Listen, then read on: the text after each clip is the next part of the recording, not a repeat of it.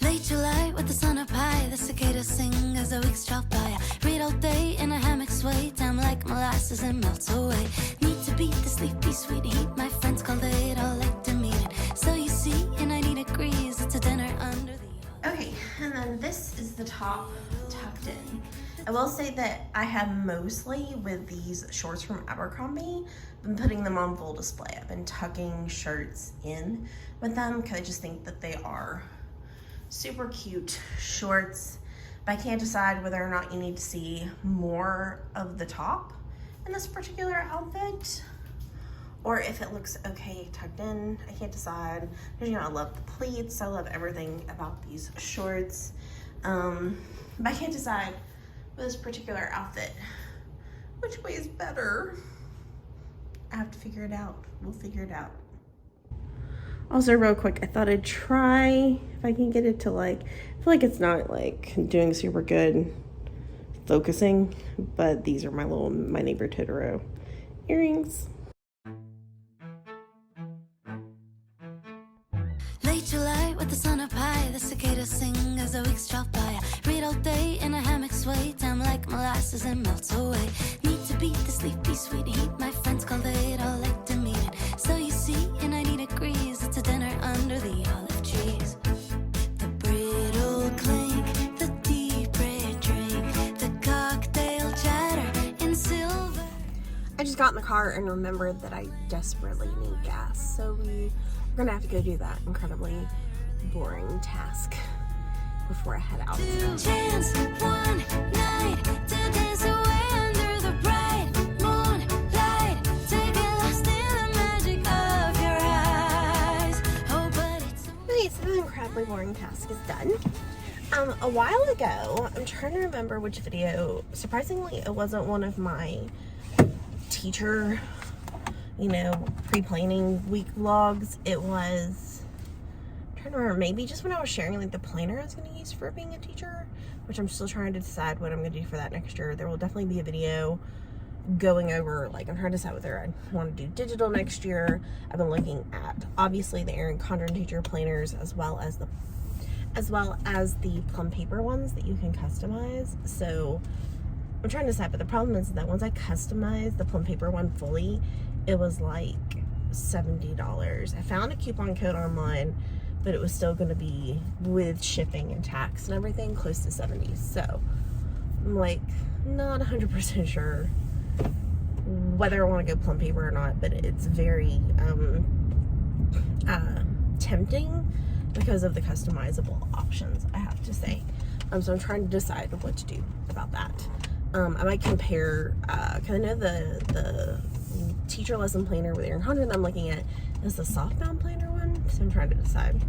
Let me know in the comment section below, like, your thoughts on teacher lesson planners, if you have any thoughts. But yeah, so somebody asked me, like, what my story was of how I became a teacher. So I thought I'd, like, try to give y'all, like the more, like, Cliff Notes version, because it could be, like, a long video. And I actually have, when I was briefly an independent contractor, still up, I had just my, like, Tracy Fitch, I think I called it Tracy Fitch Teaches, but I had my teacher YouTube channel, thinking maybe I'll put just teacher content only. I thought maybe I would put teacher only content there, but ended up not, like, really doing a lot with that channel. But I did do, like, a longer video giving my, like, teacher story on that channel, so, and that's still, like, up and live, so I will link that below. But so, like, but for those of you who just, like, want to know, who follow this channel, I'll give you, like I said, like, the Cliff Notes version. So essentially, I never wanted to be a teacher. Like, what my idea of what a teacher was is, like, okay, so my new camera setup is very precarious. I can't use my old, like, I just use my phone for filming. I don't know if y'all knew that. But I used to use, like, the pop socket, like, little pop-in, like, thing in my vent to hang my phone on. But if y'all saw my car video, the vents are, like, grated now. Like, they have this, like, honeycomb, like, grate over them, so I can't clip anything on my vents anymore. So we're trying to figure this out.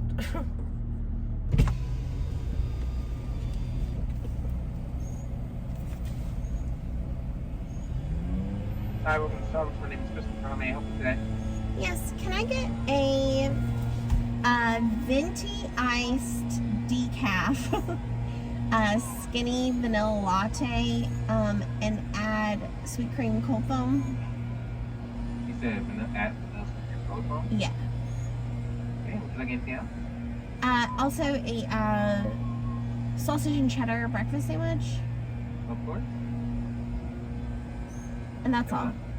So this would be $12.66. Okay, thank you. Thank you. Y'all, don't make fun of my Starbucks order. Could I go non-fat, sugar-free, which is skinny, right? But I've also been going decaf lately. But I'm getting the venti because when I get the sweet cream cold foam added, which I know has sugar in it, guys. Don't like oxymoron me or, you know, whatever. If you get it in a tall or a grande, the sweet cream cold foam only takes up like half the cups. I like getting it in like a venti so that the sweet cream cold foam is only like, you know, like a quarter, and you still get like a lot of the coffee. So yeah, I know it's a mouthful. It's, when I get it that way, it's a venti iced decaf skinny vanilla latte, add sweet cream cold foam. Yeah, it's a lot, I know. Okay, so I'm gonna try talking right now while I'm in the drive-thru, and then we'll chat once I get to Target in the parking lot while I'm eating my breakfast. So if you want to watch the full video, right, linked below, of my story. But yeah, so I never wanted to be a teacher. I have lots of family members who wanted to be teachers or became teachers, but my idea of a teacher was like, you're in a classroom all day. That, like, one, I'm ADHD, and two, I have claustrophobia, so like, which I don't even know if it's like claustrophobic. I mean, I am claustrophobic, but I'm also like, I have a fear of like confinement, or, and you're probably like, that is what claustrophobia is, but more of like that fear of like being trapped. So it doesn't have to be small spaces. Like, I'm relatively okay in a large elevator, but if I'm in a tiny elevator, those make me nervous. Caves make me nervous. But it's also just feeling trapped. Okay, so I'm hoping that since I'm not moving the car anymore, that my phone stays put. So I need to figure out like a new filming setup in my car. But I got my latte, I got my sandwich, so I can finish my story. So I was saying that I'm claustrophobic, but I'm also just like a fear of trapped. So like an example is like one time I was at the chiropractor. She decided to do this like I don't even know if I'm gonna say it right, electrode thing where they put like the little like little patches on you, and then she laid like a weighted blanket on it, and then a heated blanket.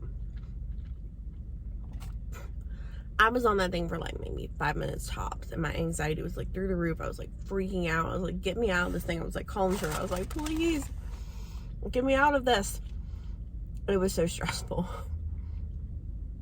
So the thought of being in a classroom all day was not ideal for me. Like, and that was what I thought a teacher was. Like, just a regular old normal classroom teacher. Did not want to do that at all. No desire whatsoever. So my bachelor's degree was not in education. And so when I graduated from college, my bachelor's degree, I won't tell you what it was, but I'll just like tell you that it was not a helpful degree. It was like getting a degree in English. You know what I mean? No offense to the people that are English degrees, but you know what I mean? Like, for the most part, it's kind of like a stepping stone degree. It's not really like a beneficial get you a job kind of degree, I guess is what I'm trying to say. And I did always love to learn, so I did kind of like the idea of continuing to be a scholar, but you also have to have the money to continue to be a scholar. So graduated from college, needed a job, had student loans to pay, you know, all that fun stuff. Couldn't find a job. Was literally going to the unemployment office, like, willing to work anywhere, you know, somebody just hire me, even if it's, you know, retail. And so I started substitute teaching, because I had a bachelor's degree, and at the time they did require that. I don't know if they still do, because we're a teacher shortage and they're desperate for teachers. But at the time, you need to have a bachelor's degree. And I had one. So I started substitute teaching, and the pay was decent. Like, if you worked 5 days a week as a sub, like, it wasn't great, but it was okay. Didn't love subbing. I hated subbing. I ended up, like, out of desperation, like, applying for a couple of, like, jobs that were, like, permanent sub jobs. And then I ended up getting called in randomly for a week-long job, which for some reason in my head, I thought it was going to be this, like, a pre-K class. I don't know why I thought it was going to be a pre-K class, but I had this big fight with my dad, because my dad, like, accepted the job for me while I was in the shower, and I was really angry at him, and so I went to work, like, at this school very begrudgingly. Did not want to be there. Got there, and they were like, why are you here? And I was like, because I got called in for a sub job, and they're like, we didn't call for a sub. And they're like, but we just had this kid move in from Utah. He's totally blind. Would you be willing to stay? And I was like, sure. So essentially that job turned into a full-time paraprofessional job, which turned into me going back to school and getting my master's and my certification to become a teacher of the visually impaired. Essentially fell in love with the child, fell in love with Braille, fell in love with just, like, the field, like, very passionate about what I do and the field that I'm in. And yeah, so I have my master's degree in low vision blindness from West Virginia University, and I have been teaching for, I think this is going to be my 17th year teaching, because I'm ancient, apparently. But yeah, so kiddos that I had in elementary school are in college now. Like, that's how old I am. This little girl that when I was going through school, I evaluated her when she was 3 years old in her house. So 3 years old. She is graduating from high school this year, or just graduated from high school. That's how old I am. But so she, yeah, so 17th year, my first year teaching was 06, 07. But I will say that definitely go watch that video where I talk, like, in more detail about, like, becoming a teacher. Because one, it's a hard thing to say, become a teacher, because the profession is a little rocky right now. But I will say some school districts are paying more right now because we need teachers so badly. Like, my school district is actually increasing our pay next school year, because they know how hard it is to keep teachers right now. Teachers are not respected socially right now, even though we're, like, vitally needed for the success of the human race, essentially. Like, if you want the government to not fall apart in 20 years, you need to have some level of respect and reverence for the teaching profession, and realize that we're not just babysitters, that educators are literally shaping the minds of the future that are hopefully going to make the world a better place. Like, yeah, so and if I see one more comment telling me to arm the teachers, I'm gonna scream. Like, I'm like, the day a school district says, here's a gun, I'm going to teach you how to use it, is the day I quit my job. But yeah, so it's rough going right now being a teacher, where, like I said, we don't have a lot of respect, and the pay isn't great. I mean, for another person with my level of experience and expertise and level of education, I would be making way more in another field. But in education, I barely make anything. Like, I feel like the pay is decent for me of where I live. But that's me saying that when I have a husband that brings in twice as much as I make. So I can say that because I don't have kids. And I have a husband that makes decent money because he works in like the software tech world. But if I was living like by myself, or if I was a single mom with kids, or had a husband that didn't have like a high paying job, like we might be struggling financially. So, and I can be transparent about what I make, because you can just like go to like my school, like any school district's website and see what teachers make. But yeah, I make 17 years of experience, high level of expertise in my field. I was literally teacher of the year, and have a master's degree in my area. So highly qualified educator, and I only make about $60,000 a year. So, you know, let that sit in, sink in for a second.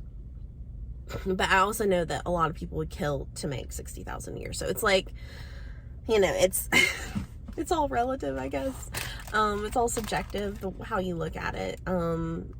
Definitely, but it is hard with inflation and the cost of living right now and all of that. So it's rough going. I mean, like I said, I went independent contractor for a while and I loved it. But I needed, when COVID happened, I needed the security of a steady paycheck, because when I was independent contractor, my hours went from like 40 hours a week of work to about like 5 hours a week of work. And so it was rough going there. So I went back to full-time like contractor teacher work, because I needed that security, that financial security of knowing that I was going to have the same amount of money coming in every month, and insurance and all the other things. It's also rough because my husband, his job ebbs and flows. Like in the tech world, they're doing lots of layoffs. He got laid off from his company last June. They laid off like over 1,000 people at his company. And so now he's an independent contractor. And so his job is relatively precarious too. Like we don't know, you know, when he could lose his job. He usually can find another job pretty easily, but you never know. So things are a little rocky. So is the teaching profession right now. But if you're interested in teaching, but don't want a typical, stereotypical, like, teaching job, teachers of the visually impaired are critically needed. Our jobs are unique in that we are usually itinerant, which means that we travel from school to school. And you're not seeing a classroom full of kids. You're usually seeing one kid at a time. And we work with kids of all ages, literally like 3 to 21, all ability levels, like levels of intellect, levels of visual impairment. So like mild visual impairments all the way to totally blind readers that read Braille, you know, so like it varies. So it's a very, like, it works for my ADHD brain because I'm moving all the time. I see different kids every day, every hour. And like it works for how my brain works. So if you're like me and you like the idea of being a teacher, like you want to educate the minds of tomorrow, but you don't like the idea of a classroom teacher, then one, special ed teachers are also critically needed just in general, but two, low incidence visual impairments and deaf, hard of hearing both fall under low incidence, and they are two totally different fields. So definitely consider, like, you know, working in one of those areas. So like if sign language has always intrigued you, then maybe you should be a deaf, hard of hearing teacher. Not that not every visually impaired or blind person reads Braille. Not every deaf, hard of hearing person uses sign language. Like, I'm technically deaf, hard of hearing. I refer to it as having a mild hearing impairment. I just really can't hear people when they whisper. So it usually doesn't bother me too much, but every once in a while it'll, you know, come up. But yeah, so highly recommend my area specifically, something I'm passionate about. And it's what gets me through the hard days. There are days when I want to quit my job, but I remind myself I'm passionate about what I do. But yeah, so we're at Target. I'm going to finish my breakfast because I don't want to gross you guys out too much, like eating like while I'm talking, because if that's a pet peeve for y'all, I apologize. Finish my breakfast, and then we're going to go into Target and do some fun little shopping before I have to go to my dermatology appointment. So I hope you guys enjoyed this little, like I said, I'll put timestamps below, so that way if you want to skip this part, you can. If you want to skip straight ahead to just watching the shopping part, like I know I love shopping videos, so but yeah, so see you guys in Target.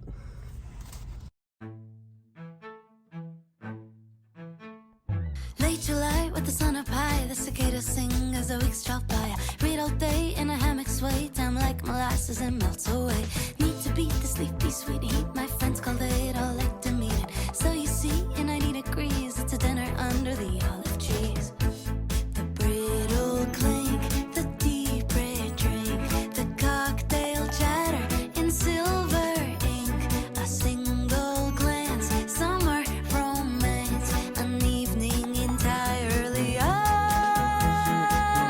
to chance one night to dance away under the bright moonlight. Take it lost in the magic of your eyes. Oh, but it's only for the night, one night. Within a moment, everything collides. It's all exactly how the film's described. Oh, but it's only for the night. Late July with the sun up high, the cicadas sing as the weeks drop by. I read all day in a hammock sway, time like molasses and melts away. Need to beat the sleepy sweet heat, my friends call it all like to meet it. So you see, in 90 degrees, it's a dinner under the olive trees. The brittle clink, the deep red drink, the cocktail chatter in silver ink. A single glance, summer romance, an evening entirely up to chance one night to dance away under the bright moonlight. Take it lost in the magic of your eyes. Oh, but it's only for the night, one night. Within a moment, everything collides. It's all exactly how the film's described. Oh, but it's only for the night. I was so worried about running out of time because I tried on clothes and stuff, and I was like, oh crap, it's like, I thought it said 9:35, maybe it said 9:25. So I was like, I have to go get like the boring stuff that I need, like the shampoo, and my husband needs shave gel, and we need Drano and boring stuff like that. But I got out, it's 9:40 right now, my appointment's at 10, it's just around the corner. So we will make it to my appointment on time. Yay! I made it to my doctor's office. This is the only doctor's office or place in the state of Georgia, I swear, this still requires a mask. So I had to get a mask out so that I can wear it here. I think one of the doctors here might be like medically fragile, because whenever I see her, she's wearing like a I'm not making fun of people that need this, but this is what I think of when I see it. It looks like the top half of like a hazmat suit. Like it's got like a hose like pumping air in, and it kind of looks like a beekeeper's like head, like fully covered. So one of the doctors wears one of those. I'm thinking she must be like medically fragile for some reason, and that's why they still like require masks in this particular office. But yeah, so grab my mask by the doctor, heading in.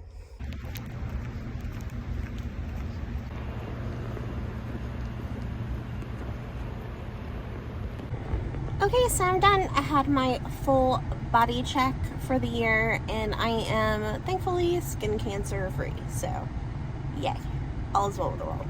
Okay, so now I'm trying to decide what to do. I think I'm gonna go to Publix and get the couple of things that I need. I need some, I'm hoping, fingers crossed, they have my decaf cold brew at Publix. And a couple other things that I need, and then I'll go get the Chick-fil-A for lunch, and then I'll be heading home. So let's go.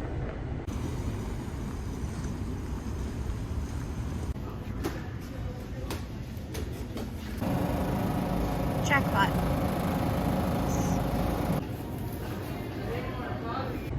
They had my decaf cold brew. Yay. So excited. Publix is the only place I can find decaf cold brew. And Bizzy, that's what it's called, B-I-Z-Z-Y, is the only brand that I've been able to find that makes decaf cold brew. Like, companies make more decaf cold brew. There are some of us who like coffee but can't have caffeine. So give us the decaf, okay?